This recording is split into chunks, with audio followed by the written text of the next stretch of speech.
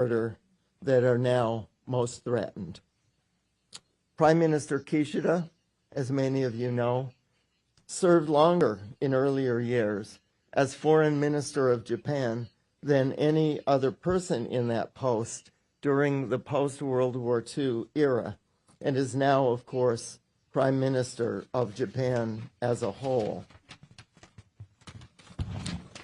He has contributed greatly to strengthening the U.S. Japan alliance and to deepening cultural ties across the Pacific, working closely with American leaders in that process. As Prime Minister since October 2021, he has responded dynamically, together with leaders of other advanced industrial democracies, to the tragic and unprovoked aggression against Ukraine. Japan, under his leadership, swiftly enacted various sanctions against Russia in an unprecedented way. Japan, again under Prime Minister Kishida's leadership, has deepened partnerships in both security and economic affairs with the United States, the nations of Europe, and beyond in unprecedented new ways. Prime Minister Kishida's summit meeting with President Biden only a few hours ago was yet another example of the creative new cooperative pathways sensitive to the new security imperatives of global affairs in such areas as space that his administration is now forging. And now, in the G7 context, the world is headed toward Hiroshima, a site of immeasurable past tragedy, to be sure. But now, under your leadership, Prime Minister Kishida, and with the cooperation of like-minded nations, potentially a beacon of hope. Thank you sincerely for all that you have done for the international community and for assuming just this month an important and timely global leadership role at the G7. Our Global Statesmanship Award, at issue now, is given to individuals who have demonstrated leadership on crucial international problems, especially in the U.S. Japan context. That was Edwin Reischauer's overwhelming personal concern. Prime Minister Kishida is an ideal candidate for this award, we believe, for 4 key reasons. First of all, and most importantly, from a human perspective, he has made continual efforts to maintain and improve the lives of citizens in Japan itself, despite a host of global challenges that we all are conscious of, which of course includes that of COVID-19. Secondly, Prime Minister Kishida has responded decisively and creatively, as I suggested earlier, to the Ukraine war. He has reached out in unprecedented ways to NATO and to the European Union, as well as to the United States.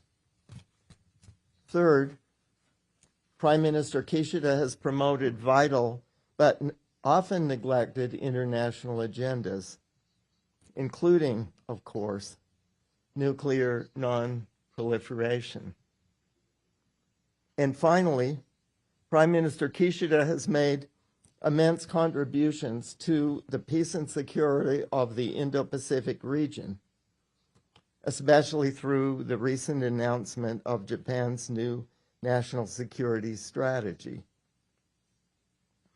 It is with clear recognition of your important and continuing contributions to international order, Prime Minister Kishida, over many years, that the Reischauer Center for East Asian Studies of Johns Hopkins University, SAIS, presents you now with our Global Statesmanship Award.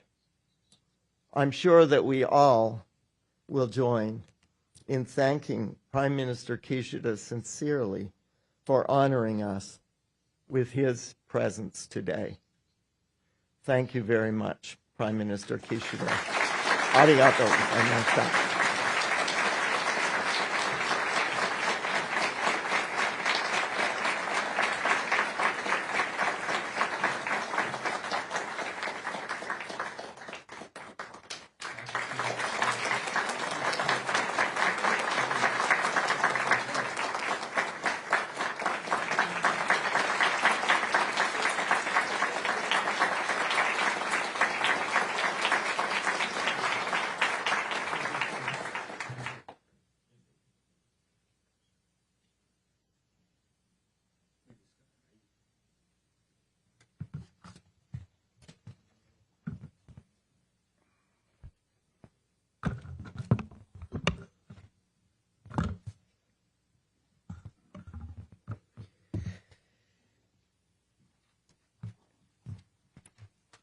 はい、ケント・カルダ、ライシャワー東アジア研究所所長、そして、For East Asian Studies, distinguished guests, ladies and gentlemen. I'm Fumio Kishida, Prime Minister of Japan. It is a great pleasure to have the opportunity to address you today.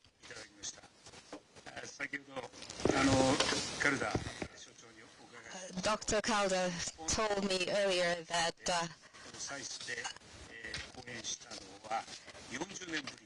it's been 40 years since the Prime Minister from Japan delivered a speech at SAIS. We have a former Foreign Minister of Japan who was the head of the Parliament Japan U.S Parliamentary League, and his father made a speech here at SAIS 40 years ago, so it's been 40 years. And I'm indeed very honored.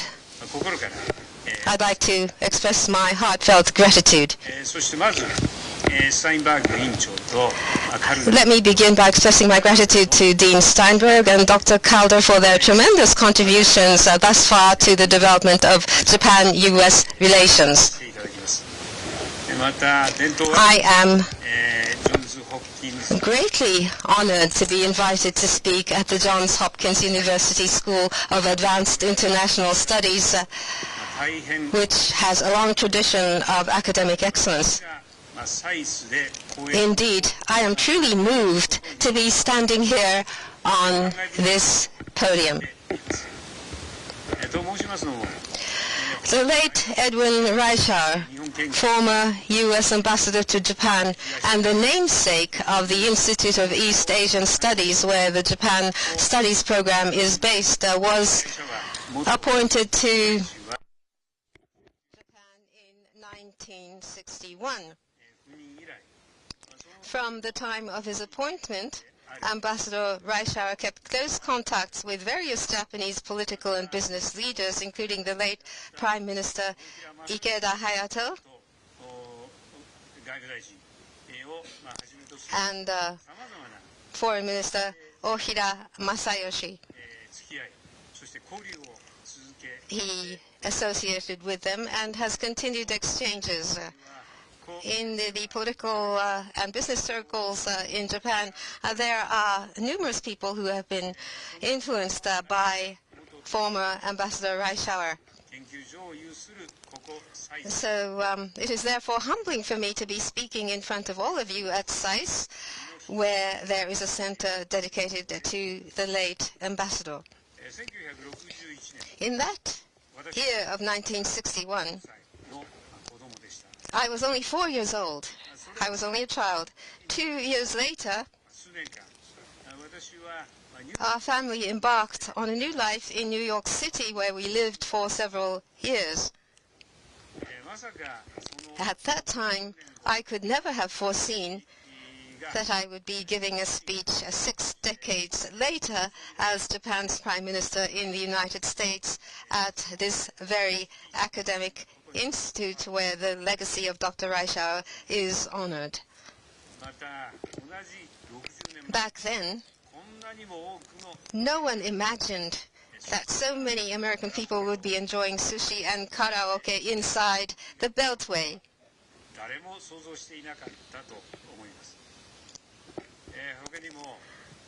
On top of that, I couldn't imagine a day when people across the United States would be excited about Japanese anime and manga, and what's more, Japanese baseball players. And, of course, let's not forget about sake. Personally speaking, I have to say this is what matters to me the most. I bet Dr. Reischauer would be surprised to see what is taking place here on the other side of the Pacific. Now, I have 3 key messages to deliver to you in my speech today. First, the international community is at a historic turning point. The free, open, and stable international order that we have dedicated ourselves to upholding is now in grave danger. Second, Japan is resolved to proactively create peace and prosperity and a free and open order worldwide. Third, in the course of undertaking such efforts, Japan and the United States, as the most important ally and closest of friends, need to engage in further strengthening our bond. I am convinced that our bilateral cooperation will certainly bring about a better future for coming generations.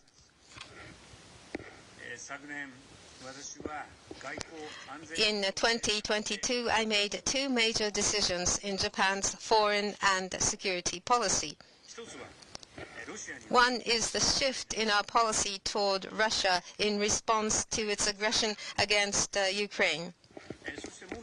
Another is the shift in Japan's post-war security policy by formulating the 3 key documents at the end of last year: the National Security Strategy, National Defense Strategy, and Defense Build-Up Program.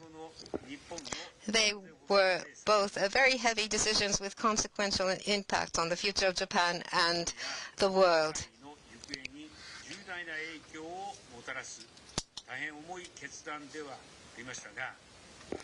I believe that these decisions were right for our nation and beyond, around the globe. Russia's aggression against Ukraine has marked the complete end of the post-Cold War world. It has come to light that globalization and interdependence alone cannot serve as a guarantor for peace and development across the globe. Witnessing this aggression, I thought to myself, this is a moment that will transform history. This is a critical moment, in fact, a moment of truth for Japan. The future of the international community rests on how we respond to this aggression. If we let this unilateral change in the status quo by force go unchallenged, it will happen elsewhere in the world, including Asia.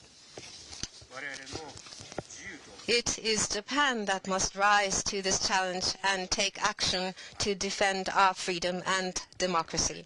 With this in mind, Japan decided to make a major shift in our existing policy toward Russia and then put in place strict sanctions against Russia.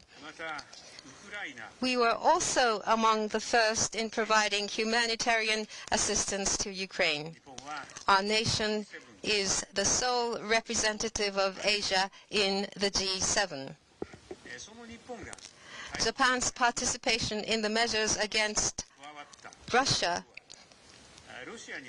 transformed the fight against Russia's aggression against Ukraine from a transatlantic one to a global one. In this sense, It was a consequential decision with significance for the international community, in my view. The major transformation in Japan's security policy, including the formulation of the 3 new documents such as the National Security Strategy and the other key defense documents at the end of last year, is also guided by the same worldview. Due to the ongoing major shift in the balance of power across the globe, nations are now once again competing fiercely, and the world is now entering an era where we are witnessing a complex intertwining of cooperation and division. The year 2022 marks the 70th anniversary of the entry into force of the Japan-U.S. Security Treaty in 1952. Today, both Japan and the United States are facing a severe and complex security environment as never before in East Asia and the Indo-Pacific since the end of World War II. In addition to Russia's aggression against Ukraine, we are observing an increasingly clear trend in countries and regions around Japan: reinforcement of nuclear and missile capabilities, rapid acceleration of military buildups, and attempts to unilaterally change the status quo by force. I am serving as the Prime Minister at this juncture of history's turning point and amidst a national crisis for Japan. I have a mission to firmly defend our nation and the Japanese people. With this determination, and for the sake of reinforcing our diplomatic capabilities to ensure international peace and security, I made the decision to transform our post-war security policy in order to first bolster our own foundation by implementing the following: making the level of our budget for both the fundamental and reinforcement of defense capabilities and complementary initiatives reach 2% of the current GDP, possessing counter-strike capabilities, improving response capabilities in the field of cybersecurity, and stepping up our defense posture in the southwest region of Japan. This is a clear testament to Japan's strong resolve vis-à-vis the United States and the rest of the global community. In particular, this decision will also bring benefits to the security of the entire Indo-Pacific region, including Southeast Asia, the Pacific, and the Indian Ocean. I'm convinced that this decision represents one of the most historically critical milestones for strengthening the alliance, following such precedents as the conclusion of the Japan-U.S. Security Treaty by Prime Minister Yoshida Shigeru, the revision of the treaty by Prime Minister Kishida, and the legislation for peace and security by Prime Minister Abe Shinzo.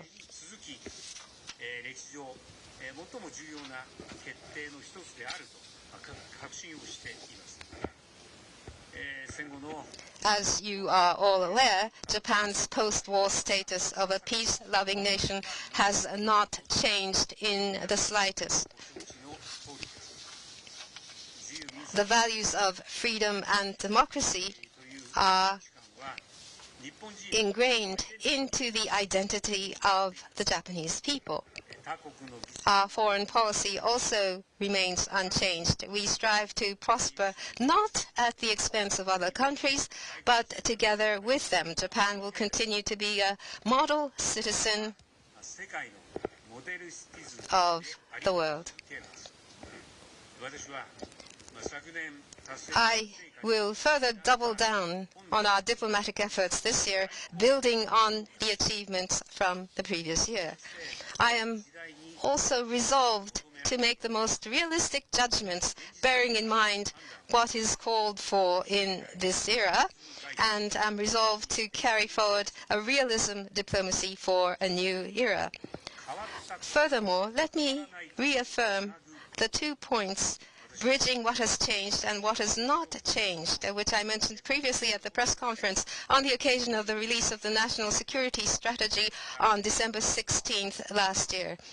Namely, the realistic view that diplomacy needs to be backed by defense capabilities, and that reinforcing defense capabilities will also lead to persuasiveness in carrying out our diplomatic efforts, as well as the importance of the will of each and every citizen to proactively defend the country, as precisely evidenced by the Ukrainian people at this moment in time. As I just outlined, Japan is going through considerable evolutions while always striving to harmonize the ideal and the reality. Going forward, you should be able to consider Japan as an even more reliable partner for all of you. Next, allow me to discuss the challenges ahead. Let me now lay out 3 key points. First, strengthening the unity of like-minded countries, especially the G7. Second, relations with those referred to as the Global South. Third, relations with China, which is the most central challenge for both Japan and the United States. I believe that the response to these 3 elements are essential to mapping out a vision for the next international order that awaits beyond the current world situation, which is now in transition. Now that the world is becoming increasingly divided and chaotic, what is crucial is who we are.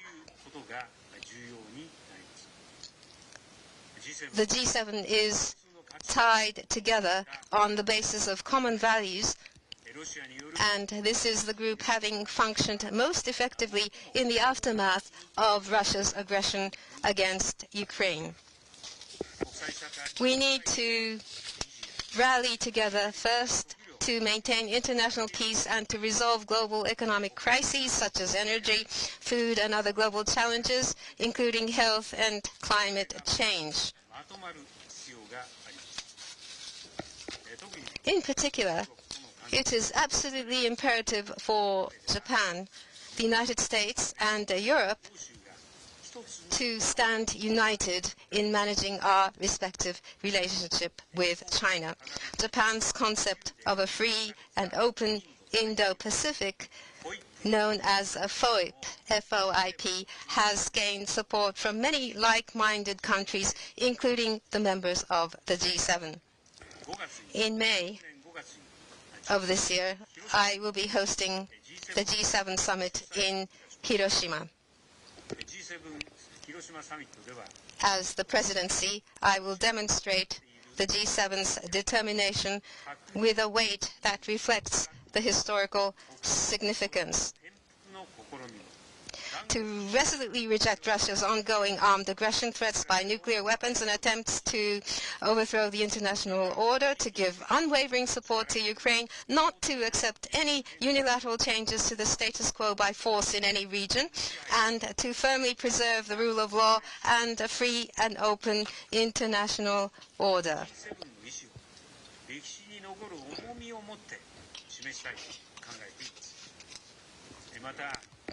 In addition, as the only country to have suffered atomic bombings, and as the Prime Minister from Hiroshima, I will put forward our pledge to the world at the G7 Hiroshima summit that the scourge of nuclear weapons must never be allowed to happen again. I will also send a robust message so that the G7 will advance realistic and practical efforts without sacrificing deterrence in the midst of the severe security environment.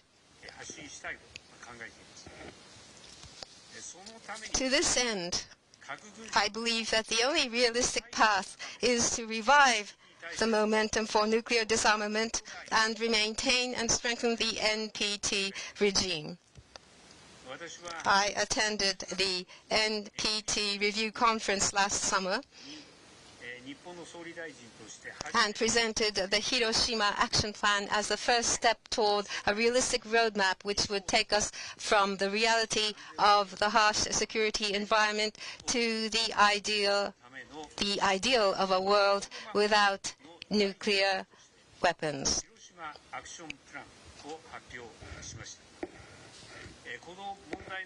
For us to make progress on this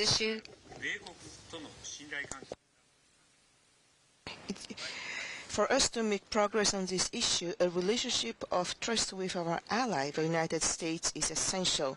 To this end, I will also be working closely in concert with President Biden. Relations with those referred to as Global South offer us important challenges and opportunities.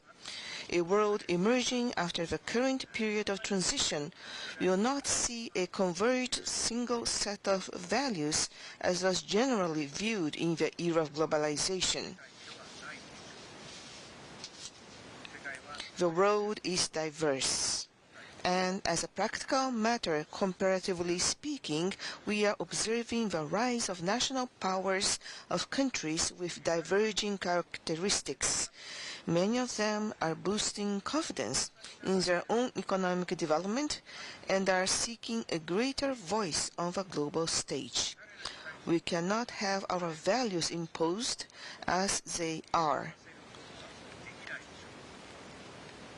Meanwhile, those nations themselves do not have a clear and unified vision either. We need to be more committed to our values.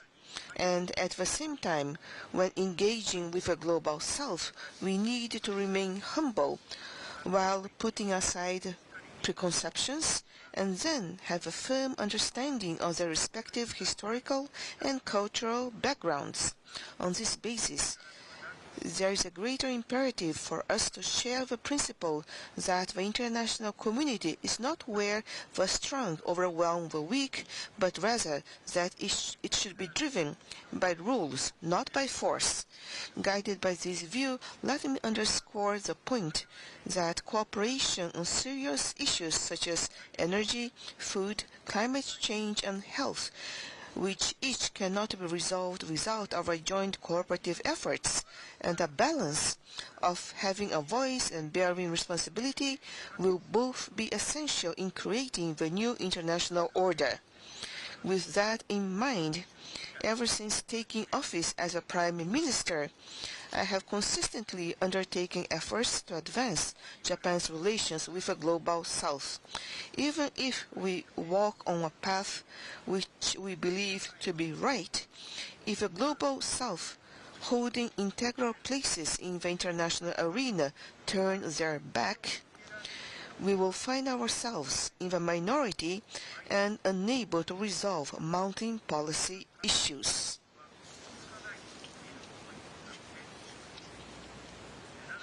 Among them, Southeast Asian countries are the closest and most crucial partners for Japan.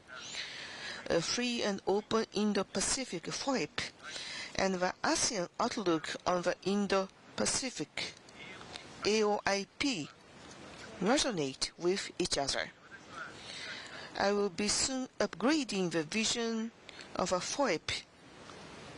I will also host the ASEAN-Japan Commemorative Summit in Tokyo around December this year.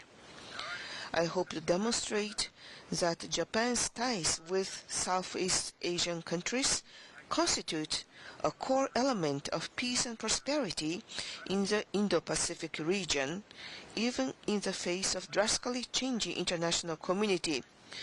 Let me also note the importance of a relationship with India. India is this year's G20 presidency and a partner with shared fundamental values and strategic interests. India is expected to surpass China's population and stands as the world's largest democracy. We will further enhance the Japan-India Special Strategic Global Partnership, forged between our two countries and continue to work together in pursuit of FOIP. Furthermore, Japan will move forward with our diplomatic engagements with the regions of South Asia, Pacific Island countries, Africa, the Middle East, Latin America and the Caribbean, Central Asia and the Caucasus. In this regard, I would like to highlight the significance of strengthening the functions of the United Nations, including Security Council reform. Today, trust in the United Nations is at risk due to Russia's aggression. Japan is taking up a 2-year term on the Security Council as a non-permanent member starting this month.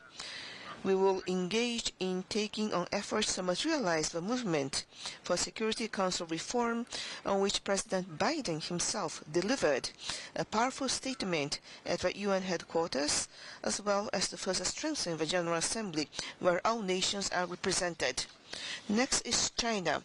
There are various possibilities along with numerous challenges and concerns between China and Japan, China and the United States, and China and the world.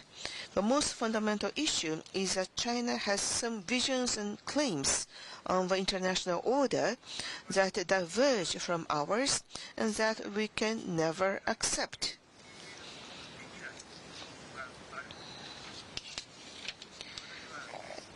In the national security strategy, I described the challenge posed by China as one that Japan should respond with its comprehensive national power and in cooperation with its allies, like-minded countries and others. China needs to make a strategic decision that it will abide by the established international rules and that it cannot and will not change the international order in ways that are contrary to these rules. Efforts to achieve it will need to be long-lasting. Along the way, we will never allow any attempts to unilaterally change the status quo by force, and we will reinforce our deterrence. With that ensured, we then hope to contribute to ensuring international peace and stability, including the Indo-Pacific region, together with China, and cooperate on shared challenges. Thus, we need to manage our relationship peacefully. This is the key to determining a success or failure of statesmanship in this era. Last November, I had a meeting with President Xi Jinping. There, I expressed my concern about the situation in the East China Sea, including the Senkaku Islands, and China's military activities, such as its launch of ballistic missiles into the waters near Japan, including our exclusive economic zone last August.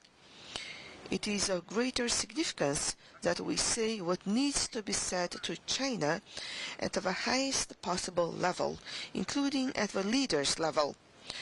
As I just mentioned earlier, in order to reach a common understanding with China on the state of the international order, we will firmly maintain and assert our position and strongly call for China's responsible actions, while at the same time continuing dialogue, including on issues of concern and cooperating on matters of common interests.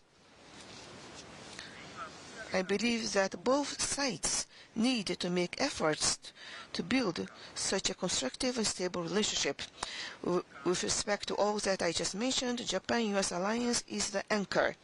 I am encouraged that the U.S. national security strategy, a powerful demonstration of America's leadership and commitment to the world, and the commitment of the United States to the world, and especially to the increasingly important Indo-Pacific region in terms of international politics, is vital. I am confident that we can succeed by cooperating together.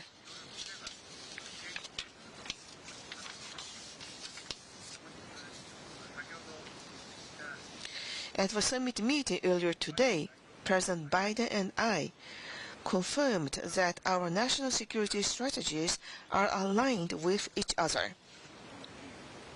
We also reiterated our strong commitment to promoting a free and open Indo-Pacific, and then concurred to further strengthen a free and open international order based on the rule of law.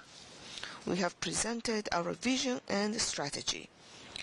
Looking ahead to the coming months in 2023, we will be entering a phase of taking action and materializing through following up in such fora such as the Security Consultative Committee 2+2 and the Economic Policy Consultative Committee Economic 2+2 launched last year together with the President. Japan will further broaden and bolster areas of cooperation with the United States. Economic security is a case in point. Vulnerabilities in our supply chain are coming to the fore, and new challenges such as pursuit of national interests through coercive measures are on the rise. We have a greater need to deepen our bilateral cooperation. Partnering in such areas as semiconductors and energy is also the key. Additionally, science and technology will be the greatest key factor in overcoming the hardships at hand and to setting out the course of the world in the times ahead. In collaboration with the United States and other like-minded countries, Japan will work to establish a major fund amounting to 50 billion yen with a view to enhancing international joint research and human resource development for young researchers, and work to launch the Global Startup Campus Initiative that will serve as a core center for international brain circulation.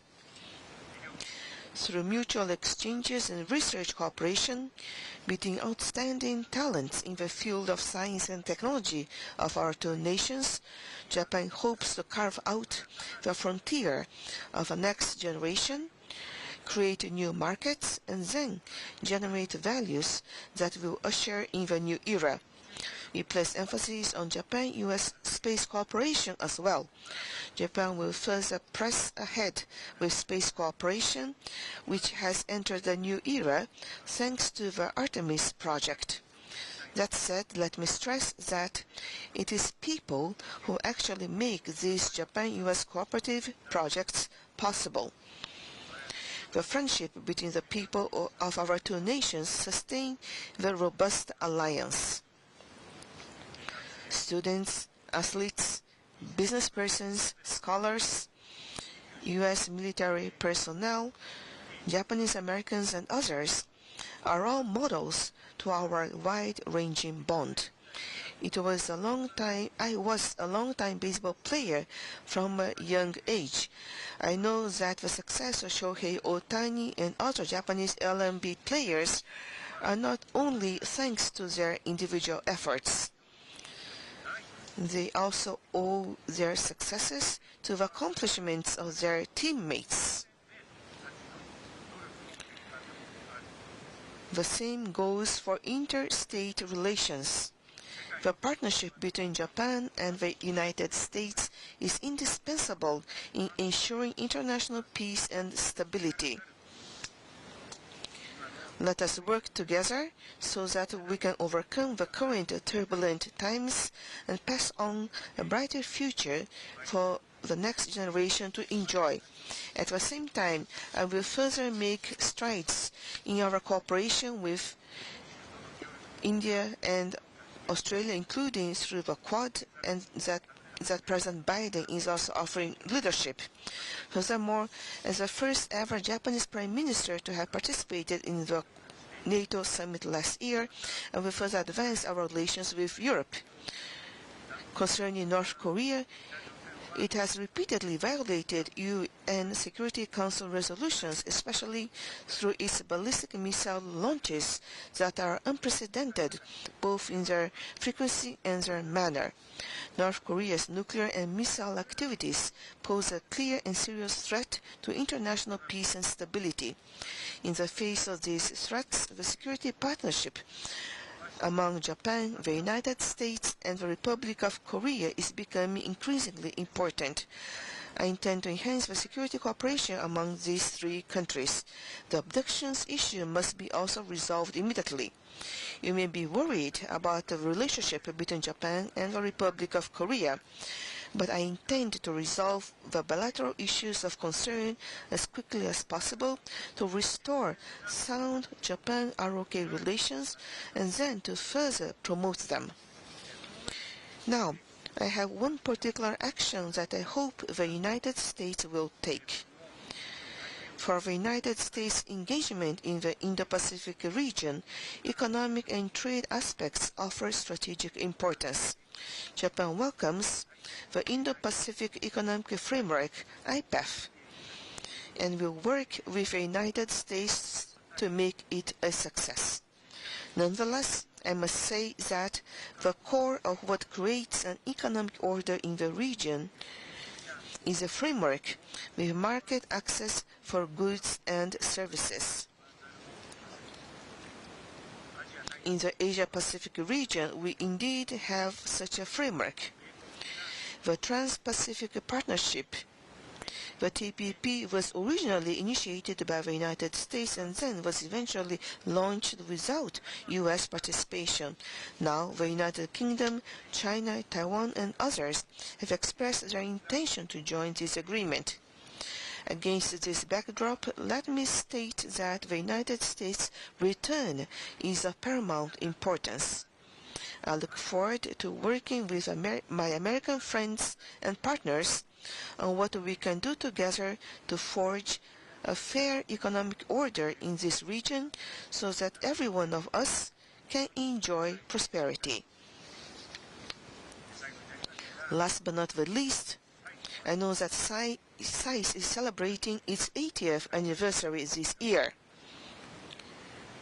From my own 35-year experience of marriage, I've come to learn firsthand how ill-advised it can be to forget an anniversary, which can get you into big trouble.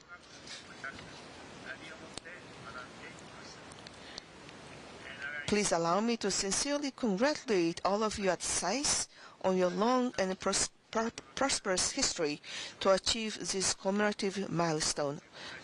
Congratulations. As the international community is at a historic turning point, I will continue to make decisions in a decisive manner to resolve the challenges facing our nation and beyond. Japan will boldly move forward, and together with the United States, we will overcome history's turning point and bring about a free and open Indo-Pacific. Thank you very much for your attention.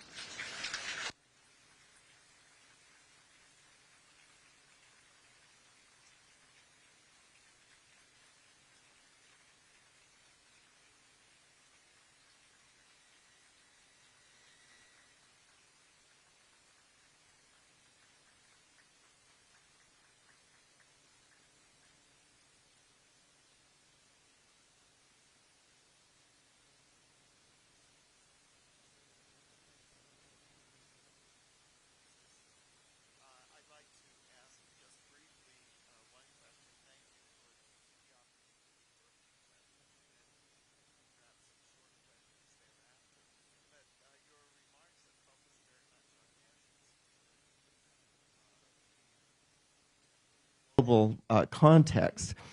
And the question that I would have is really how you see the three major reports that have recently come out on Japanese security policy as changing Japan's fundamental security stance. Is this a major change, or should we think of this as continuity with the past? The three documents that you have recently issued.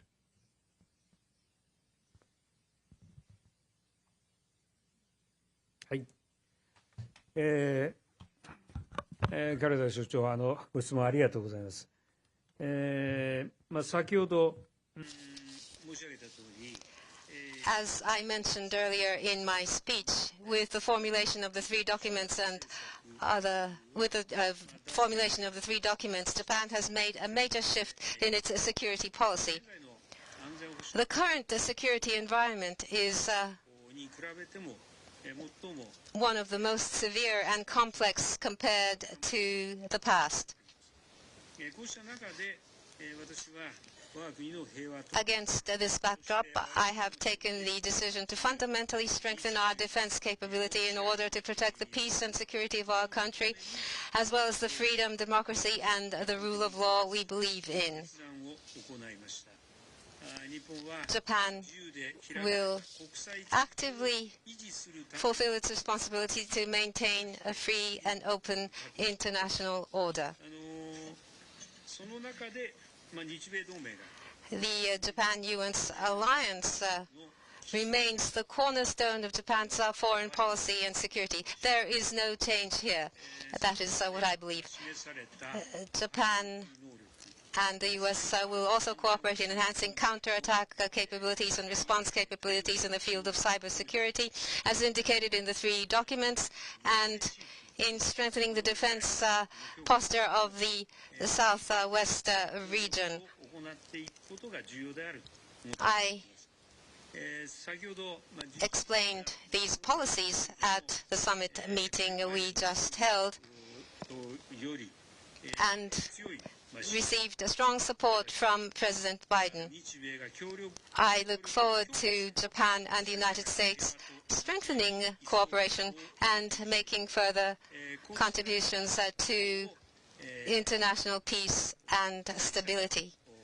These are what I hope to expect. Thank you very much. Thank you very much.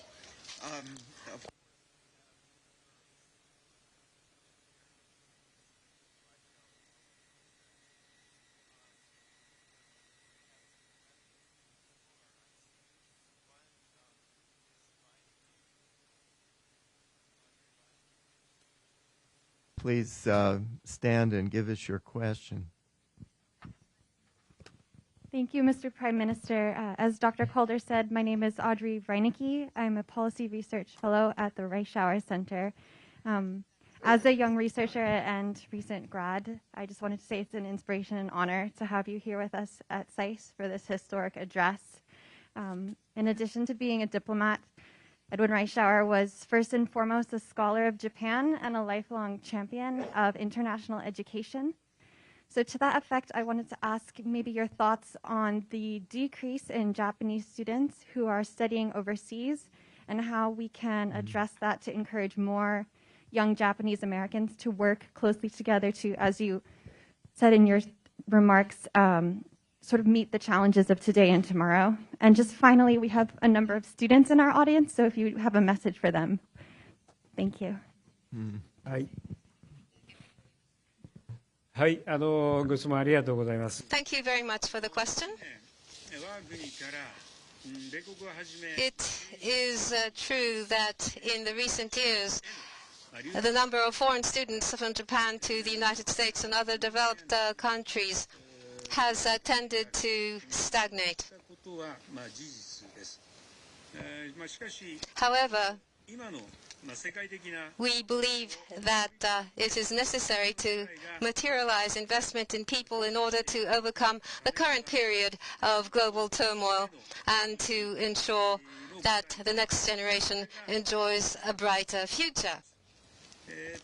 In particular, in order to promote inter-university exchange with the United States, an important partner, we have included approximately 550 million yen in the draft government budget for the next financial year as a U.S. Japan inter-university exchange product. We also intend to formulate a new plan for accepting and sending students for studies abroad by spring this year to further promote a two-way international student exchange.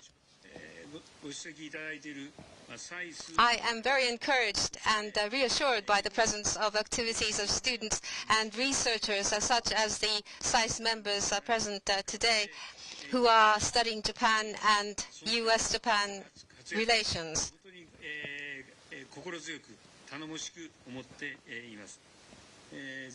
I hope that you will continue to be active in your respective fields of study and in your abilities for the sake of U.S.-Japan relations and our bright future.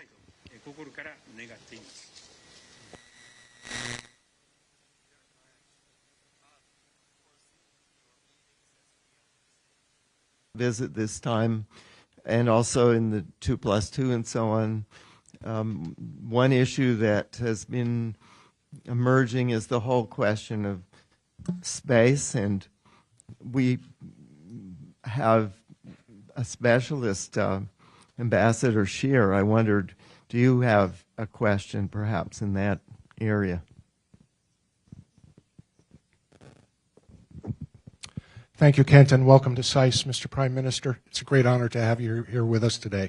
I'm David Scheer, the former Assistant Secretary of Defense and an adjunct professor here at SAIS. You mentioned space in your remarks. I understand you'll be visiting NASA during your stay here, and I'm just wondering if you can expand a little further on where you think the U.S. and Japan will be going in the coming years on space cooperation. I note particularly mention of application of Article 5 of the Security Treaty to space, and if you could give us your thoughts on that, I'd appreciate it. Thank you. はい、ご質問ありがとうございます。まさに、この After this lecture here, I'm supposed to go to the headquarters of NASA,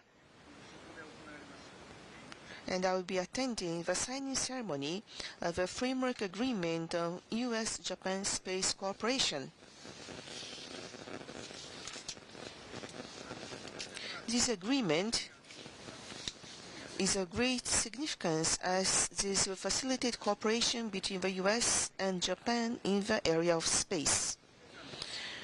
Japan-U.S. space cooperation has entered a new era under the Artemis program proposed by the U.S. to promote international lunar exploration with a view of going into future Mars exploration. There are already plans, such as moon exploration plans by astronauts of both countries, and I strongly hope that this agreement will strongly promote space cooperation between the U.S. and Japan and further expand the fields of cooperation in the U.S.-Japan alliance.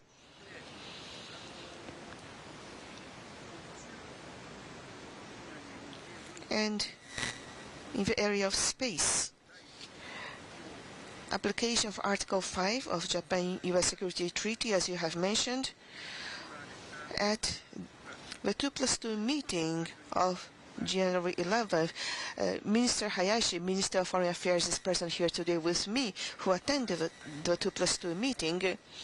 Minister Hayashi, Minister Hamada, and Minister Hayashi held the 2+2 meeting, and in that meeting, the applicability of Article 5 of the Japan-U.S. Security Treaty to attacks in space was declared at the meeting. So cooperation in space is deepening in the area of security as well. We would like to continue to further promote space cooperation with the U.S. in various fields going forward. Thank you very much.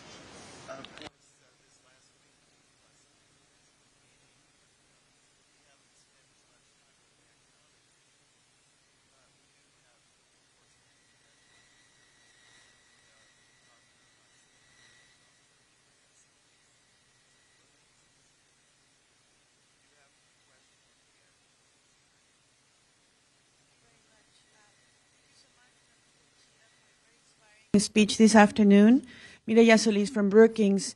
So at this time of economic uncertainty, I would like to ask about the role that Japan will continue to play to support the rules-based international economic order, especially as it develops partnerships with others. In your speech, you talk about the CPTPP, but also IPEF, the Indo-Pacific Economic Framework. And focusing on IPEF, what do you think are the areas that hold most promise in these negotiations? And then at the global stage, what are going to be the priorities for Japan in the G7 when it comes to the rules-based international economic order, perhaps in areas such as data governance or curbing economic coercion? Thank you very much.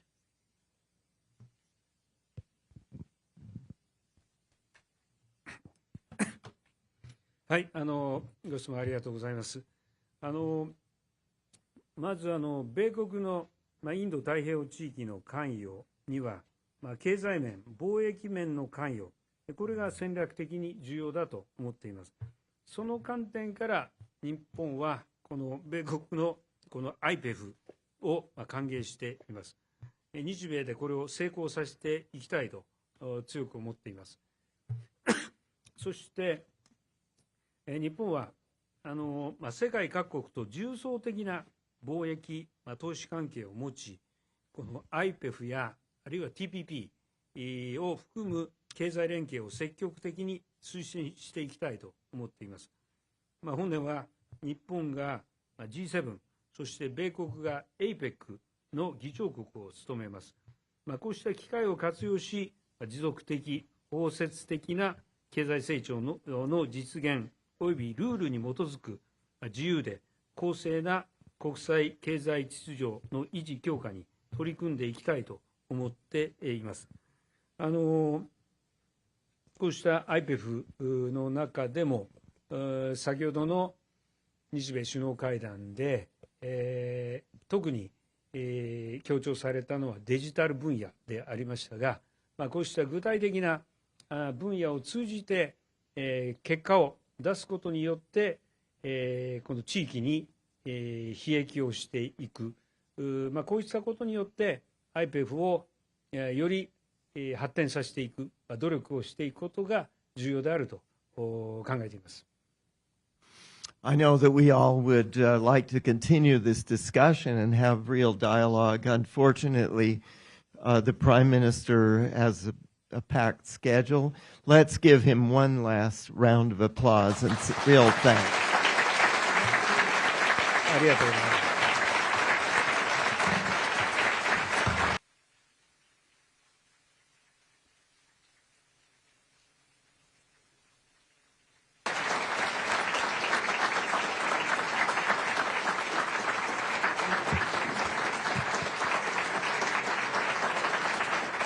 At this time, I would ask all guests to remain seated. We would like to let the Prime Minister and the Japanese delegation make their way to the motorcade, so please, again, enjoy the conversation next to you. I will let you know when we are released from our seats.